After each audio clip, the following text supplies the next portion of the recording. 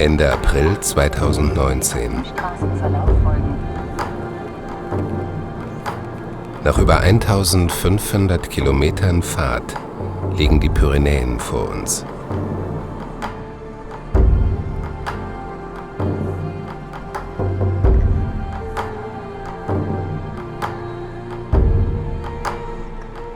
Andreas und ich sind auf dem Weg in eine Region, die vor über 40 Jahren von den letzten Menschen verlassen wurde.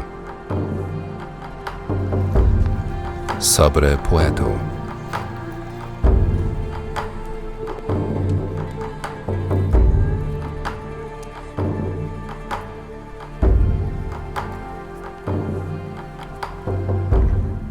Etwa 3000 Dörfer in ganz Spanien sind verlassen. Die Region Sobre Puerto, wie auch andere Teile der Pyrenäen, waren in den letzten 70 Jahren besonders von diesem demografischen Wandel betroffen. Wir begeben uns auf eine Reise in die Bergwelt Aragoniens, um zu sehen, welche Spuren der Menschen von Sobre Puerto und ihrer Nachbarn noch heute zu finden sind. Den roten Faden gibt uns der ca. 250 Kilometer lange Wanderweg GR15. Ein Pfad, der sich parallel entlang der Vorpyrenäen erstreckt und schon zu dieser Jahreszeit begehbar sein soll. In Castelo de Jaca steigen wir in den GR15 ein.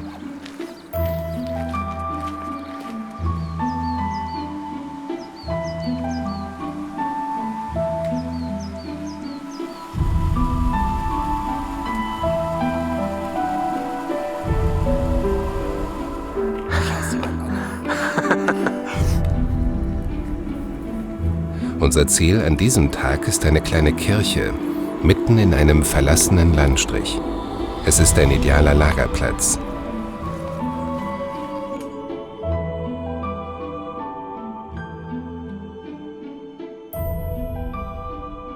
Wir bereiten das Essen zu und richten uns ein. Wir sind hier auf über 1300 Metern und es wird kalt werden heute Nacht. Schnee auf den Bergspitzen zeigt, wie nah der Winter noch ist.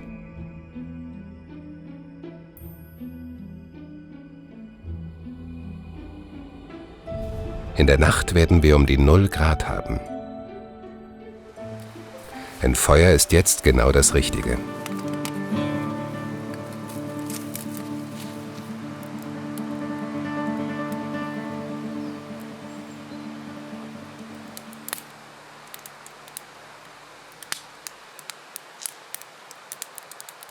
Am nächsten Morgen starte ich leider krank in den neuen Wandertag. Ich habe mich schon auf der Anreise krank gefühlt und seit gestern starke Halsschmerzen.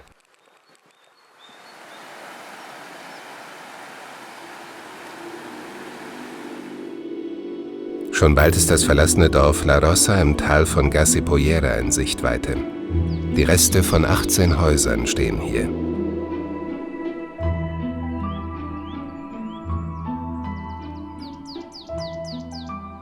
Elf davon waren in den 50er Jahren noch bewohnt.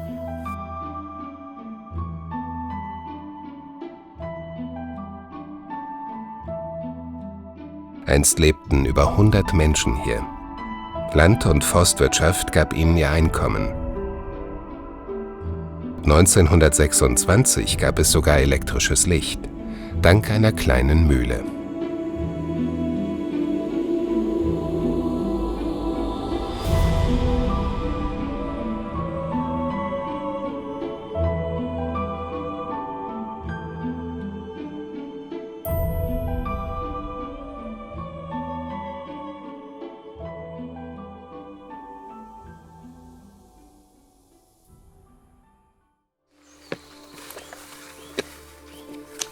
Wir betreten den Bereich der alten Kirche.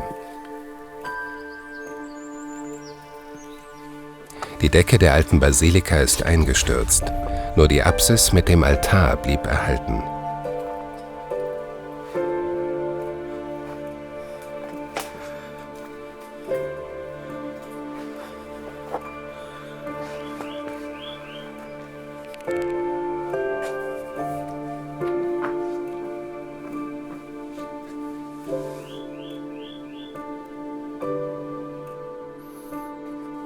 Der Turm der Kirche San Bartolomé trotzt seit Hunderten von Jahren immer noch den Naturgewalten.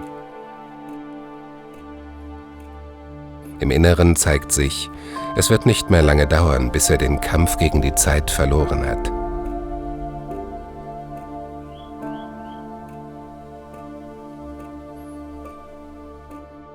Zwischen 1957 und 1961 verließen die letzten 57 Bewohner den Ort.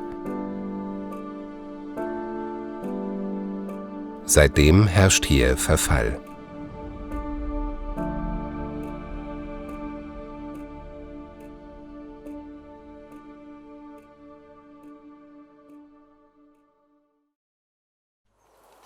Einige Kilometer weiter liegt das noch intakte Dorf Acomoer. Laut Wikipedia hat es 13 ständige Einwohner. Wir müssen erst wieder absteigen, um den Fluss zu überqueren. Das Wasser hat den größten Teil der Brücke weggerissen. Wir ziehen die Strandschuhe an, die den Gang durch den eiskalten Fluss erheblich erleichtern.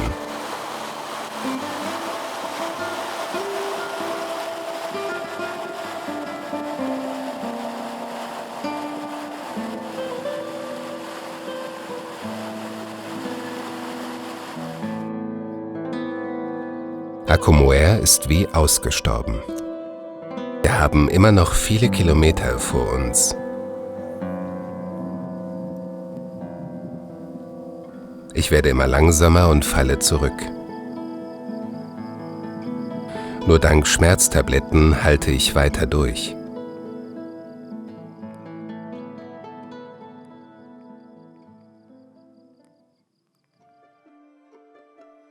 Oben am Kamm sehen wir die schneebedeckten Hochpyrenäen.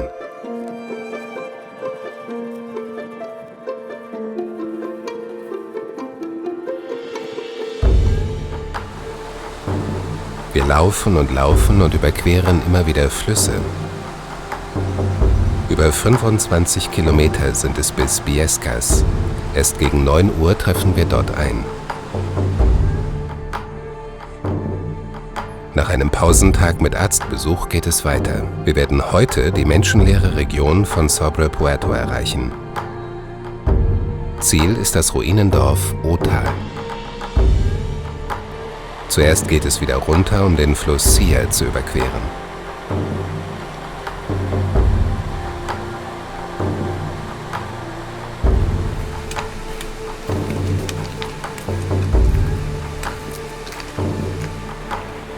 In Biescas hatte der Arzt am Vortag eine akute Mandelentzündung bei mir festgestellt.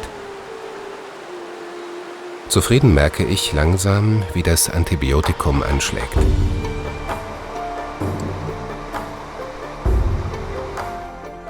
Fast 1200 Meter geht es heute hoch und ich brauche alle Kraft für den Aufstieg.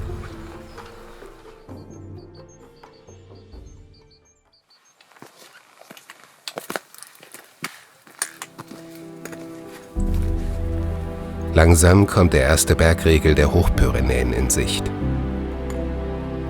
Die schneebedeckten Kämme sind hier bis 2800 Meter hoch. Im Sommer grasen Kühe, Pferde und Schafe auf den Bergweiden. Dazu ist es jetzt noch zu früh. Der Schnee ist an manchen Stellen noch nicht weggetaut.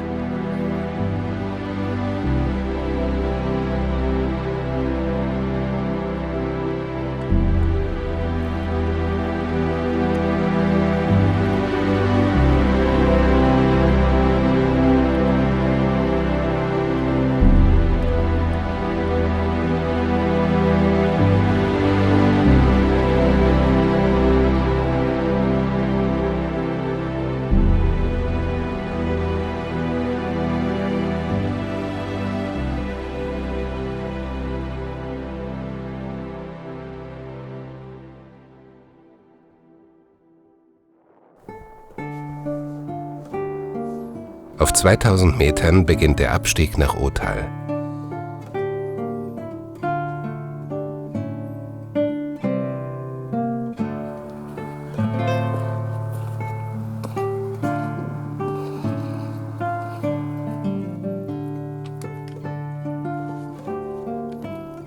Das Dorf liegt auf 1450 Metern und ist damit das höchstgelegene der westlichen Pyrenäen.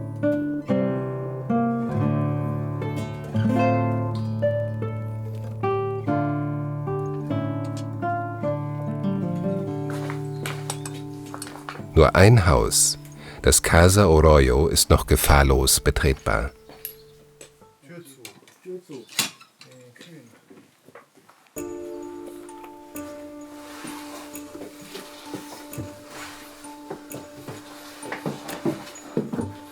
Wir durchstöbern das Gebäude. Überall liegt Müll und leere Wasserflaschen. Wahrscheinlich haben Hirten im Sommer das Haus als Unterkunft genutzt.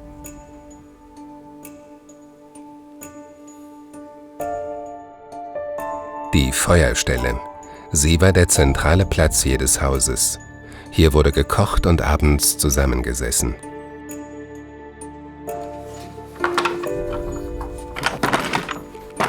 Doch auch die Jahre dieses Hauses sind gezählt. Langsam dringt die Feuchtigkeit durch das Dach. Ein Haus lebt von den Menschen. Gehen sie, stirbt bald auch das Haus.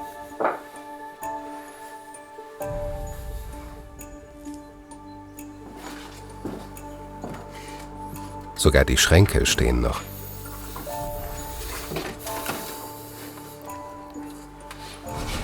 Bettwäsche.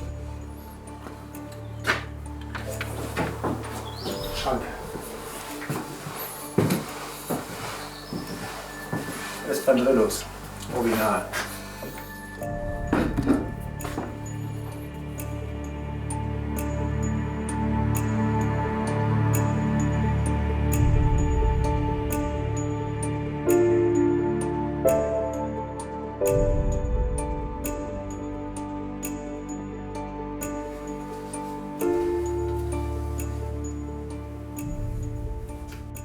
Wollen wir uns mal die Kirche angucken? Ja, die ist ja auch restauriert worden. Ja, 2014 oder 2015.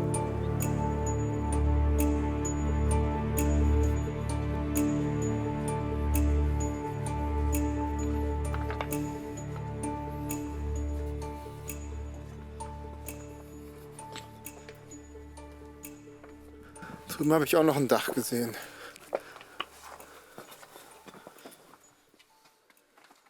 Die Anfänge der Iglesia San Miguel liegen im 11. Jahrhundert. Vor einigen Jahren stürzte das marode Dach des Gotteshauses ein. Mittlerweile ist es wiederhergestellt.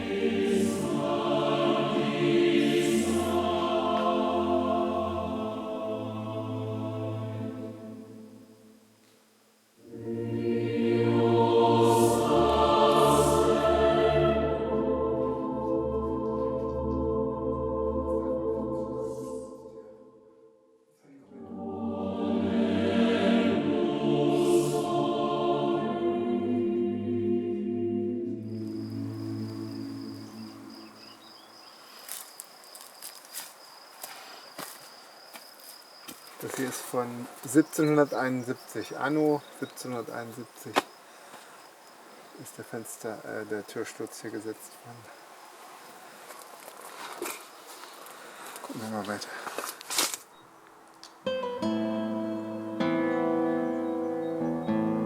Andreas baut sein Zelt auf.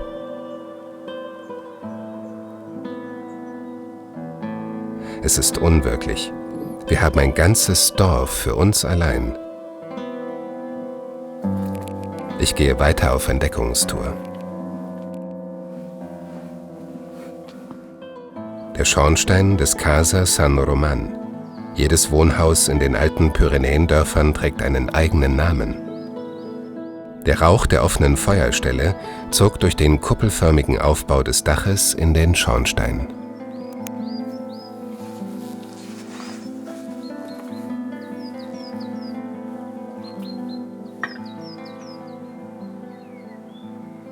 Im Casa San Román sind noch die Reste der Küchenfliesen zu sehen. Der größte Teil des Stockwerks ist allerdings schon eingestürzt. Es ist ziemlich verzweigt hier, dieses Dorf Utal. Und Ja, die meisten Häuser sind wirklich schon mehr als in einem schlechten Zustand. Wie man da hinten sehen kann, einige von den Kaminen stehen noch. Aber im Prinzip ist hier nur noch ein Haus wirklich begehbar. Die Feuerstelle des Casa Francho. Die gelbe Wandfarbe oben leuchtet, als sei sie frisch. Doch auch hier hat die Zeit sich langsam in die Mauern gefressen.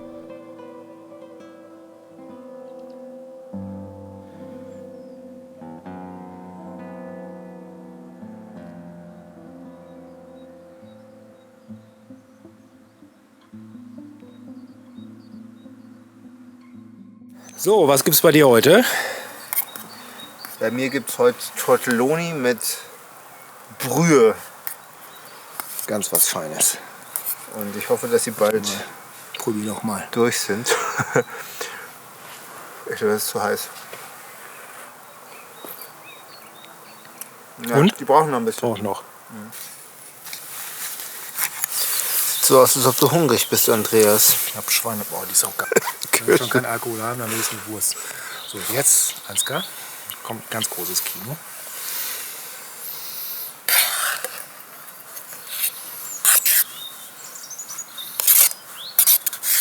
Was gibt's denn bei dir? Das ist Couscous mit Minze und Tomate. Wenn du mal kurz kosten möchtest.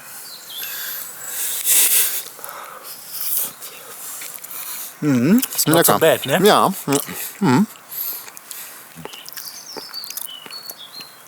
Echt gut, bitte. Ich bin eben ein bisschen genügsamer.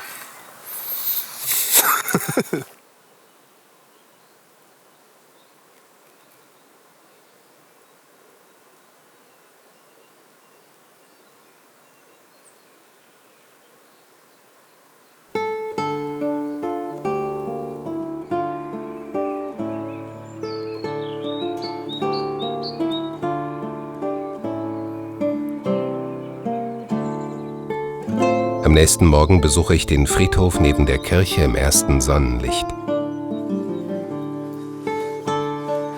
Die Region von Sobre Puerto ist ein Land der Toten. Nur sie sind zurückgeblieben.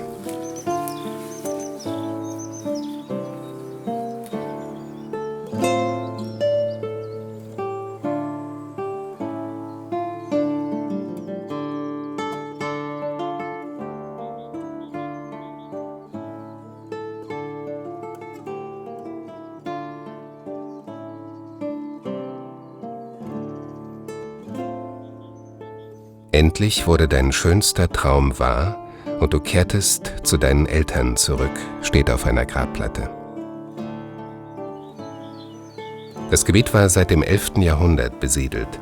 1495 waren für Otal 8 Feuerstellen verzeichnet.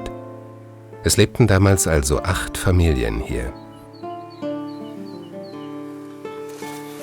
Um 1900 sind es schließlich rund 100 Einwohner. 1971 ist Otal, wie auch die ganze Region, verlassen. Nach fast 1000 Jahren. Das Leben in dem hochgelegenen Ort war hart. Im Winter waren die Menschen über viele Wochen praktisch isoliert und nur über die engen Bergpfade zu erreichen.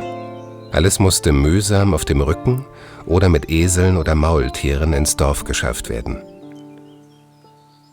Wir nehmen Abschied von Otal und ziehen auf schmalem Pfad weiter Richtung Schlucht.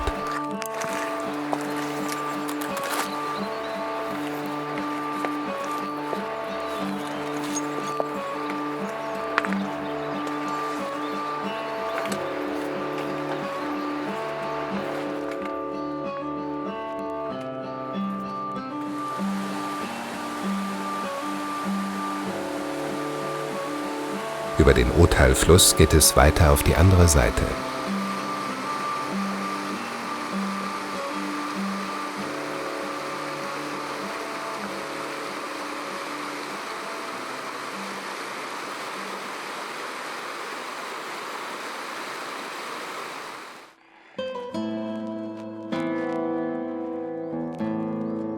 Unser nächstes Etappenziel ist ein besonderer Ort mit dem Namen Agnel.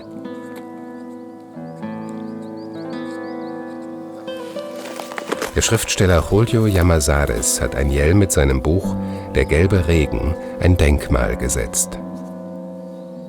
In dem lesenswerten Roman harrt der Hirte Andres als letzter mit seinem Hund in dem kleinen Dorf aus. Alle Bewohner sind fortgezogen. Seine Frau Sabina bringt sich schließlich um, weil sie die Einsamkeit nicht mehr erträgt. Zunehmend lebt Andres in einer Art Traumwelt, in der sich seine Erinnerungen an alte Zeiten mit der Gegenwart mischen.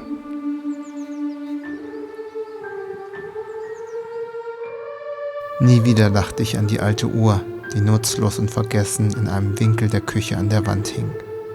Mit einem Mal waren Zeit und Gedächtnis miteinander verschmolzen. Und alles andere, das Haus, das Dorf, der Himmel, die Berge, existierte nur noch als ferne Erinnerung seiner selbst. Zwar ist Llamazares Geschichte und ihre Personen erfunden, doch könnte sie genau so passiert sein. Das Dorf Agnel und das Buch »Der gelbe Regen« stehen beispielhaft für den Niedergang einer ganzen Region. Beides steht für das Vergessen der Menschen, die seit über 1000 Jahren in den Bergen von Sobre Puerto gelebt haben. Agnel liegt heute in Ruinen. Kein Haus hier hat noch ein Dach. Wir besuchen den Friedhof. Ein Grab aus dem Jahr 1958. Wahrscheinlich eins der letzten Gräber, die hier angelegt wurden.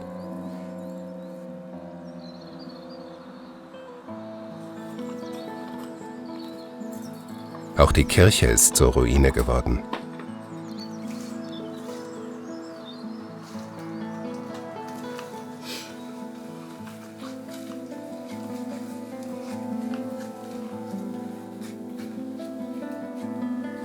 Agnel ist wie Otal ein Ort der Toten, der Zurückgelassenen.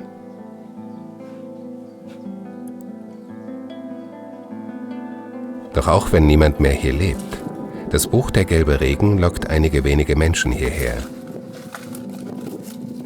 Sie suchen das Haus, wo Andres lebte.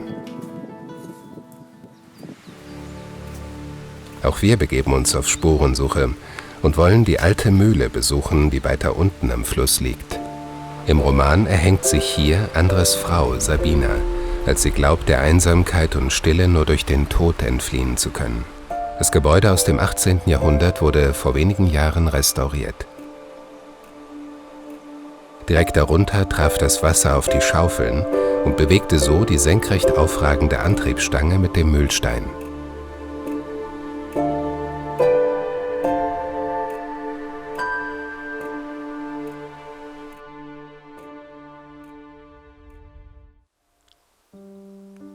Zurück auf dem Kamm sehen wir unser heutiges Tagesziel.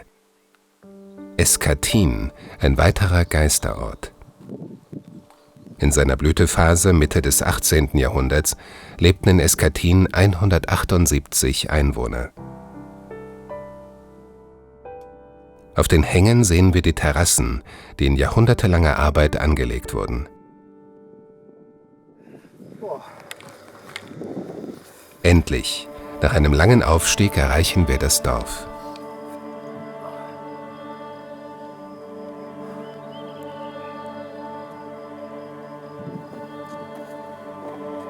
„18 Häuser gab es hier einst.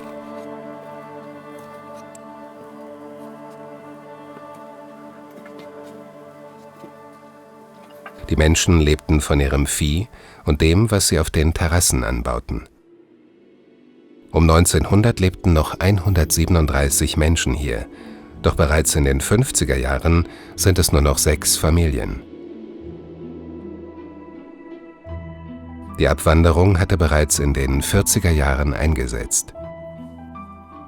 Es gab keinen Strom in Escatine und auch keine Straße, die einen Warentransport ermöglicht hätte. Die Einwohner hatten die Vorzüge des Fortschritts in den Städten im Tal beispielhaft vor Augen. Mangelnde Infrastruktur war ein Hauptgrund für die Landflucht in den Pyrenäen. In Spanien setzte in den 50er und 60er Jahren eine durch den Bürgerkrieg verspätete Nachindustrialisierung ein. Arbeit in den Fabriken und Komfort lockten die Menschen in die größeren Städte. Nun zerstören in wenigen Jahren Wasser, Holzwürmer und Pflanzen das, was die Menschen von Escatín in Hunderten von Jahren aufgebaut haben.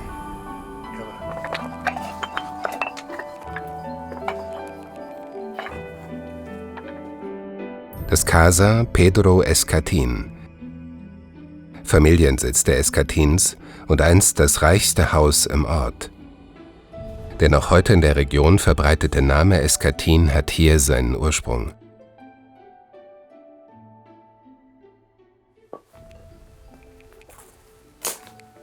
Auch das Casa La Casa wurde 1959 von seinen Bewohnern verlassen. Beeindruckende Gewölbebögen halten dem Druck immer noch stand. Escatín ist viel größer und verwinkelter als Othal. Die alte Kirche steht immer noch. Seit 1915 hatte sie keinen eigenen Pfarrer mehr. Für die Gottesdienste musste der Pfarrer von Bergua aus dem Tal kommen.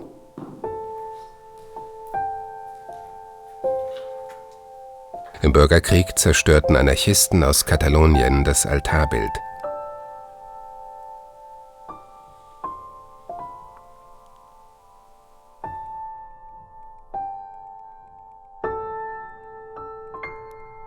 Heute sind nur noch ferne Erinnerungen und das Vergessen ständiger Gast in der Kirche von Escatín. In nicht allzu ferner Zukunft wird auch hier alles unter Trümmern begraben sein.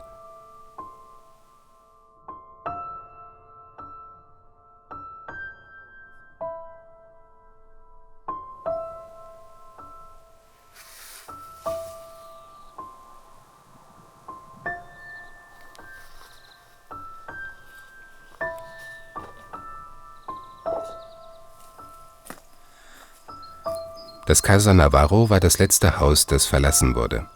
2 Brüder lebten hier ein Jahr alleine, bis auch sie 1967 nach Bergua ins Tal zogen.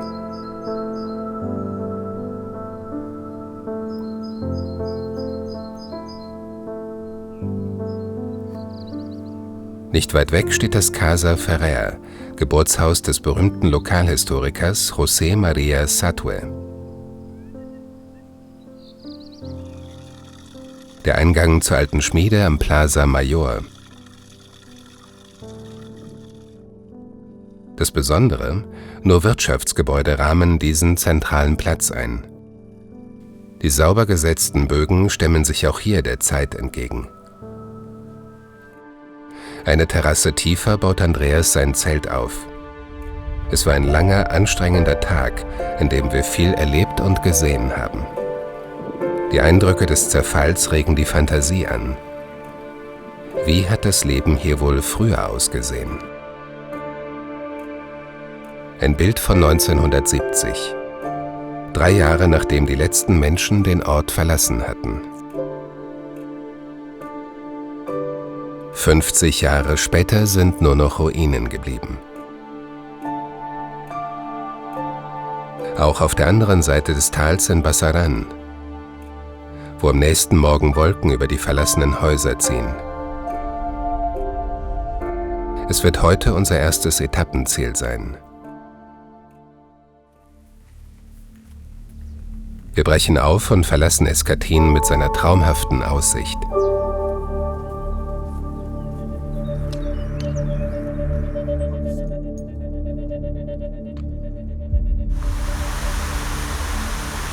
Unten in der Othal-Schlucht erwartet uns die erste kleine Flussüberquerung.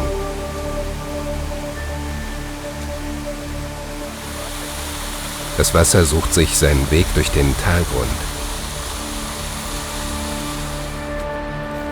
Wir folgen weiter dem etwas zugewachsenen Pfad und bestaunen die Schönheit der Landschaft.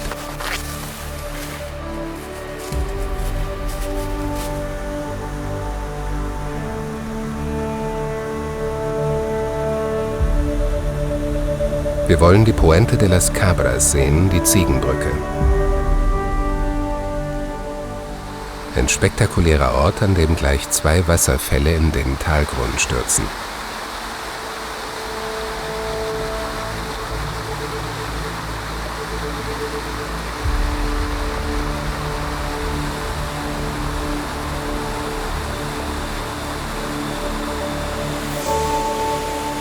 Wir genießen die Einmaligkeit dieses Naturschauspiels.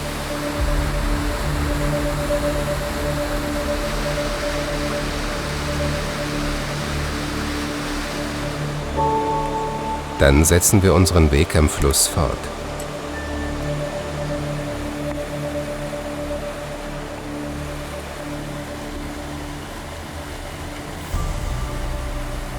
Wir haben Glück, der Wasserstand ist nicht sehr hoch.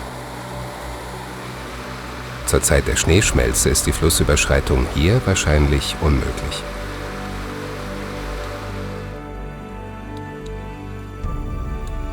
Oben in Bassaran angekommen, werfen wir einen letzten Blick zurück nach Escatine.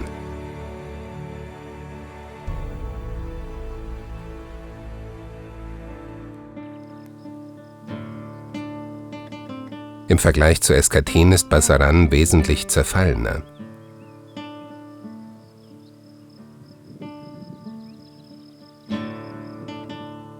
Nur einige Keller sind noch intakt.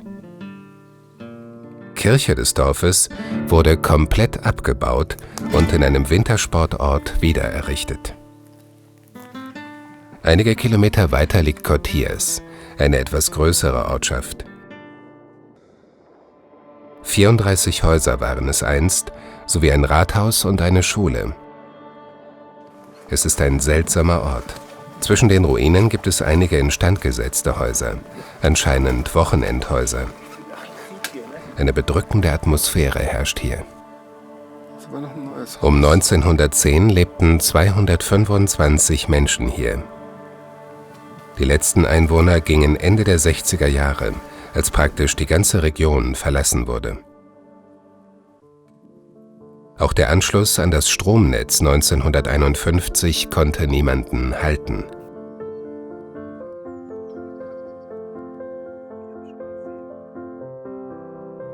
Nach Cotillas verliert sich mein geplanter Weg im Nirgendwo und wir brauchen lange, um wieder auf den richtigen Pfad zu kommen.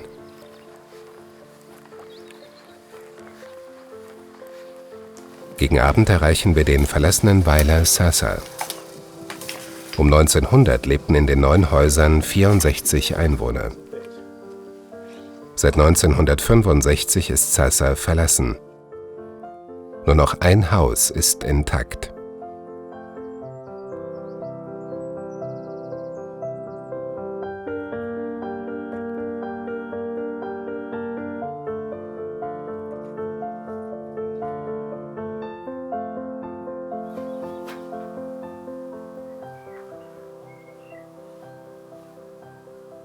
Werkzeug ist da drin. Andreas versucht unter der Tür etwas zu erkennen. Spaten.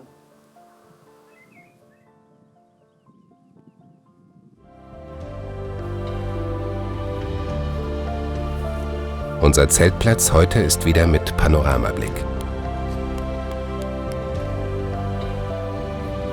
Es wird unsere letzte gemeinsame Nacht in den Pyrenäen. Andreas wird morgen abreisen und ich werde in Broto auf Hans treffen, der mich auf dem zweiten Teil meiner Reise auf dem GR15 Wanderweg begleiten wird. Doch das ist eine andere Geschichte.